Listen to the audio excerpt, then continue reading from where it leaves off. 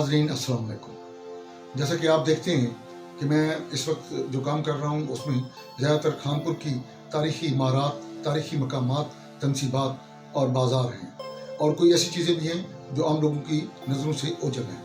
मगर इस दौरान मैं ये समझता हूँ कि अगर मेरे नाज़रीन बोर हो जाएँ ज़्यादा तारीख़ी मकामात देख कर, तो उससे बेहतर है कि मैं इन्हें थोड़ा सा एंटरटेन करूँ। उसके लिए खानपुर और इसकी गिरदनुमा में जो भी मौसीकी की तकरीबात, कोई सकाफ़ती तकरीबात या कोई चौलिस्तान में कोई तकरीबात हुई या मैं कहीं जाऊँगा तो वो चीज़ें भी आपको एंटरटेन करने के लिए ज़रूर दिखाऊँगा।